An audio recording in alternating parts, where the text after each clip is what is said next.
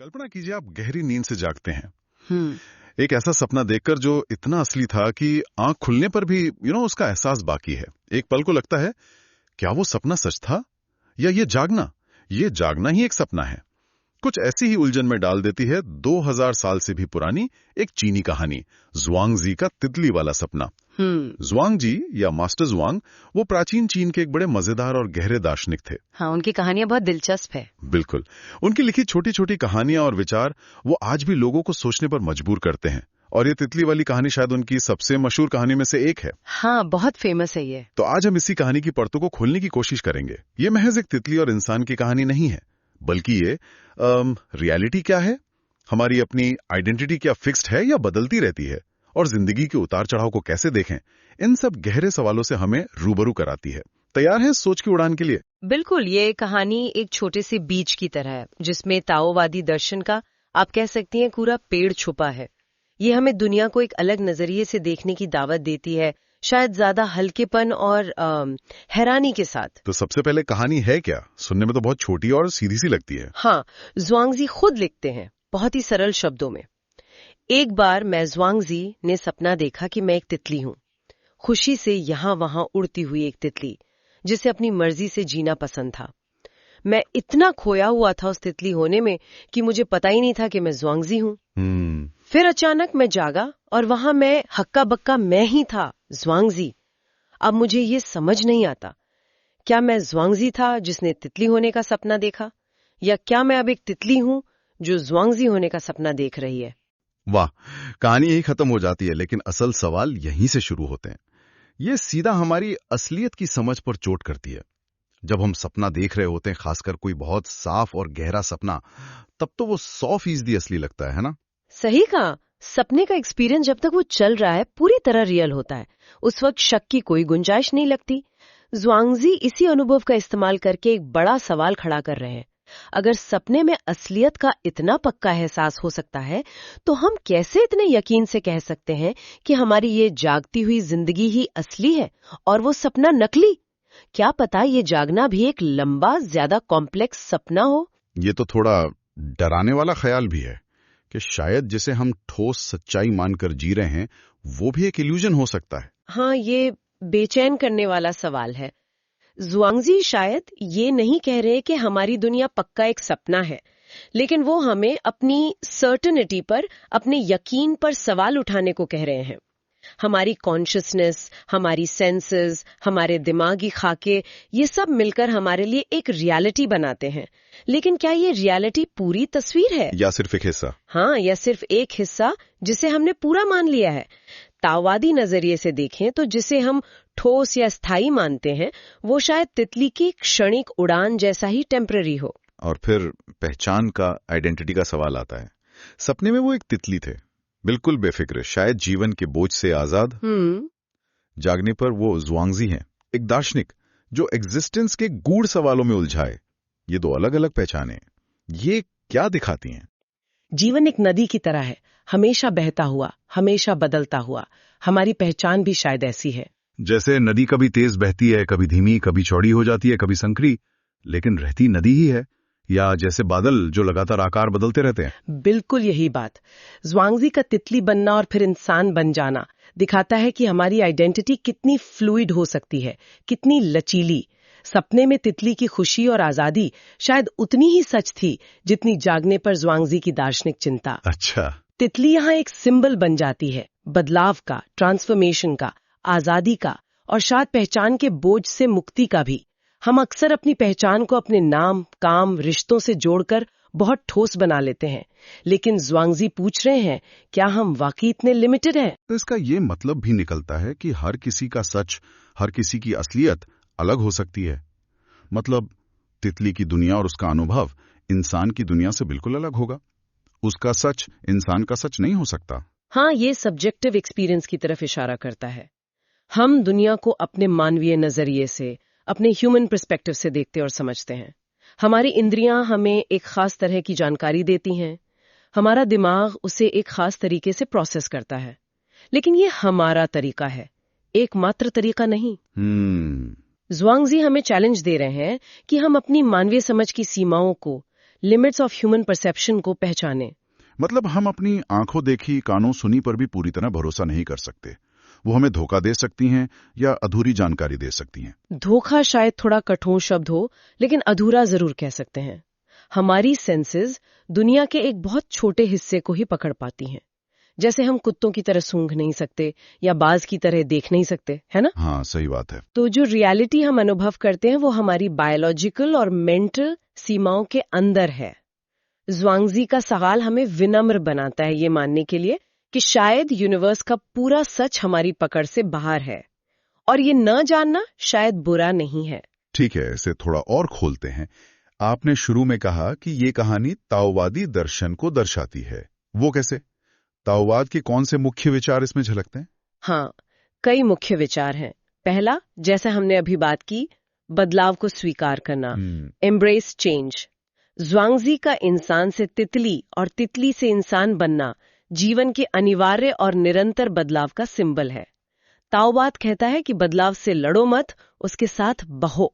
Flow के साथ चलो। हाँ, बिल्कुल। सुख दुख जन्म मृत्यु सब इस बहाव का हिस्सा है। और दूसरा विचार?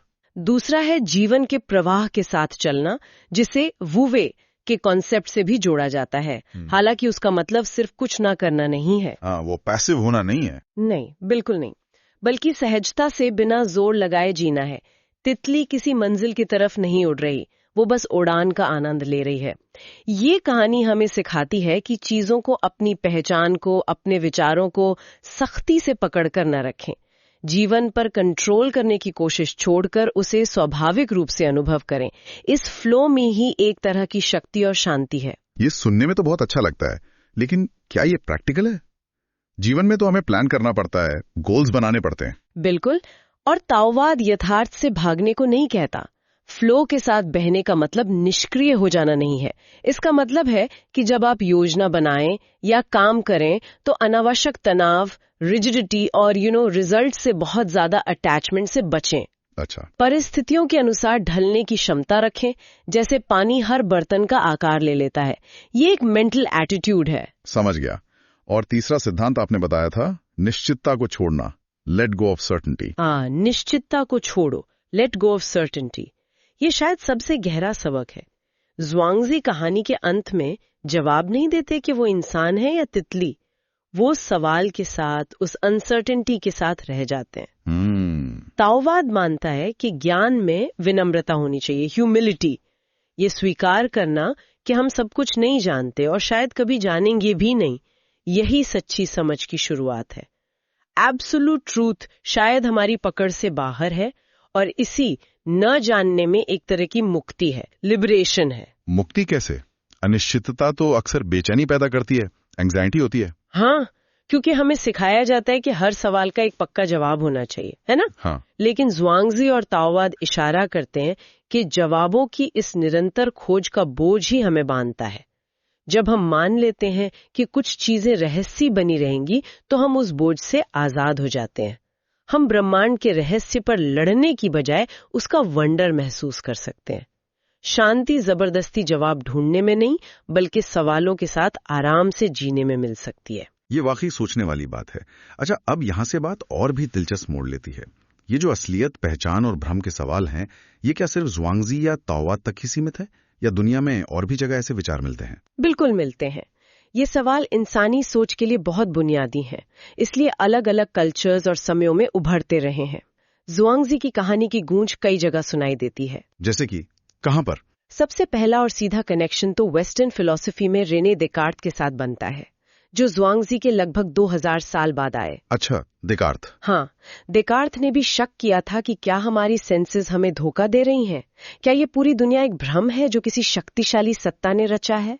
उनका प्रसिद्ध वाक्य, मैं सोचता हूँ इसलिए मैं हूँ, कोगितो एर्गो सुम, I think therefore I am, इसी शक से जूझने की कोशिश थी। वो एक ऐसी निश्चित नींव खोजना चाहते थे जिस पर शक न किया जा सके। लेकिन उनका तरीका ज़ुआंगज़ी से अलग था, है ना? देकार्त सर्टेनिटी खोज रहे थे, जबकि ज़ुआंगज़ी अनसर्टेनिटी में ही ठहर गए लगते हैं। बिल्कुल सही पकड़ा, यही मुख्य अंतर है। देकार्त शक के जरिए एक अटल सत्य तक पहुंचना चाहते थे। हाँ, सोचने वाले मैं का अस्तित्व। बिल्कुल, जबकि ज़ुआंगज़ी शक को एक स्थिति के रूप में स्वीकार करते हैं, जो हमें रियलिटी की प्रकृति पर सवाल उठाने और शायद ज्यादा फ्लेक्सिबल नजरिया अपनाने के लिए प्रेरित करता है। वो जवाब ढूंढने की बजाय सवाल को ही महत्व देते दिखते हैं। और आज के जमाने से इसका क्या कनेक्शन है, आजकल की टेक्नोलॉजी और विचारों से? आज के डिजिटल युग में ये कहानी और भी ज्यादा रेलेवेंट लगती है। देखिए ना, सिमुलेशन थ्योरी के बारे में आजकल काफी चर्चा होती है। हाँ, सुना है। ये विचार कि क्या हम सब एक बहुत एडवांस्ड कंप्यूटर सिमुलेशन या किसी तरह के डिजिटल सपने में जी रहे हैं, ये सुनने में साइंस फिक्शन जैसा लगता है, लेकिन कई गंभीर विचारक इस पर बात करते हैं। ज़ुआंगज़ी का 2000 साल पुराना सवाल, क्या मैं इंसान हूं जो तितली का सपना देख रहा है या तितली हूं जो इंसान का सपना देख रही है, ये सिमुलेशन थ्योरी के मूल प्रश्न जैसा ही है। हमारी अनुभव की हुई रियलिटी कितनी वास्तविक है? कमाल की बात है कि एक प्राचीन कहानी आज की टेक्नोलॉजी से जुड़ी बहसों में भी गूंज रही है। क्या इसके और भी अर्थ निकाले गए हैं, जैसे साइकोलॉजिकल या लिटरेरी? हाँ, बिल्कुल। मनोवैज्ञानिक नजरिए से देखें तो सपने अक्सर हमारी दबी हुई इच्छाओं, डिजायर्स, डर, फियर्स या हमारे अनकॉन्शियस माइंड की सच्चाइयों को सामने लाते हैं। तो शायद तितली बनने का सपना ज़ुआंगज़ी की आजादी की गहरी इच्छा या दुनिया की जिम्मेदारियों से परे जाने की चाहत का सिंबल हो, या शायद ये सिर्फ क्रिएटिव इमेजिनेशन की उड़ान हो। और आपने शुरू में ज़ुआंगज़ी के मजाकिया अंदाज का जिक्र किया था, ह्यूमर का। हाँ, ज़ुआंगज़ी का अंदाज अक्सर बड़ा चंचल और विनोदी होता था, ह्यूमरस। वो गहरी बातों को भी हल्के फुल्के ढंग से कह जाते थे। इस कहानी में भी एक तरह का पैराडॉक्स है और उसमें छिपा मजाक है। एक महान दार्शनिक खुद ही अपनी पहचान को लेकर उलझन में है। हाँ, ये बात तो है। ये हमें गुदगुदाता भी है और सोचने पे भी मजबूर करता है। वो शायद कह रहे हैं कि जीवन को हमेशा बहुत गंभीरता से लेने की जरूरत नहीं, इसमें रहस्य और खेल की भी जगह है। तो इतने सारे पहलुओं को समेटने के बाद अब सवाल ये उठता है कि ये 2000 साल पुरानी कहानी आज हमारे लिए अपनी रोजमर्रा की जिंदगी में क्यों मायने रखती है? इसका निचोड़ क्या है? What does this all mean ultimately? मेरे ख्याल से इसके कई गहरे कारण हैं। सबसे पहले ये कहानी हमें लगातार याद दिलाती है कि अपनी धारणाओं पर सवाल उठाते रहें, क्वेश्चन अजम्पशंस। जी। हम अक्सर दुनिया को और खुद को कुछ बंधे बंधाए तरीकों से देखते हैं, जो हमने समाज से, अपने अनुभवों से सीखे होते हैं। ज़ुआंगज़ी हमें रुककर पूछने को कहते हैं, क्या ये वाकई सच है? क्या कोई और पर्सपेक्टिव भी हो सकता है? ये हमें मेंटली ज्यादा ओपन और फ्लेक्सिबल बनाता है। और ये शायद हमें अपने बारे में ज्यादा गहराई से सोचने पर भी मजबूर करती है। Self reflection. बिल्कुल, ये आत्मचिंतन, सेल्फ रिफ्लेक्शन को बढ़ावा देती है। हम अक्सर अपनी आइडेंटिटी अपनी नौकरियों, डिग्रियों, सामाजिक भूमिकाओं से बनाते हैं। मैं एक डॉक्टर हूँ, मैं एक माँ हूँ, मैं एक भारतीय हूँ, ये सब सच है। लेकिन क्या हमारी पहचान यहीं खत्म हो जाती है? ज़ुआंगज़ी का तितली बनना हमें सोचने पर मजबूर करता है कि इन लेबल्स के परे हमारा अस्तित्व क्या है। क्या हमारे अंदर भी एक तितली छुपी है, एक ज्यादा आजाद, ज्यादा स्वाभाविक स्व? और शायद जीवन के उतार चढ़ाव को देखने का नजरिया भी बदल सकता है, अप्स एंड डाउन्स को फेस करने का तरीका। हाँ, ये हमें बदलाव को सहजता से स्वीकार करने में मदद कर सकती है। जीवन में अच्छी और बुरी चीजें होती रहेंगी, पहचान बदलेगी, परिस्थितियां बदलेंगी। अगर हम हर चीज को कसकर पकड़ने की कोशिश करेंगे तो दुख पाएंगे, लेकिन अगर हम तितली की तरह फ्लो के साथ उड़ना सीख लें, बदलाव को जीवन का हिस्सा मान लें, तो शायद ज्यादा शांति से जी पाएंगे। और अंत में शायद ये हमें दुनिया को एक बच्चे जैसी हैरानी से देखना सिखाती है, सेंस ऑफ वंडर। निश्चित रूप से ये कहानी आश्चर्य और जिज्ञासा, वंडर एंड क्यूरियोसिटी को जगाती है। ये कहती है कि दुनिया पूरी तरह समझी हुई और सुलझी हुई पहेली नहीं है, बल्कि एक रहस्य है, एक जादू है। हर चीज को जानने और कैटेगराइज करने की होड़ छोड़कर अगर हम जीवन की इस रहस्यमयी, चंचल और फ्लूइड प्रकृति को सराह सकें, जैसे हम एक उड़ती हुई तितली को देखते हैं, तो शायद जीवन ज्यादा खूबसूरत और जीने लायक लगे। तो संक्षेप में कहें तो ज़ुआंगज़ी का तितली वाला सपना सिर्फ एक पुरानी कहानी नहीं, बल्कि एक आईना है। यह हमें हमारी रियलिटी की धारणाओं, हमारी आइडेंटिटी की स्थिरता और हमारे एक्सपीरियंस की सीमाओं पर सवाल उठाने का मौका देता है।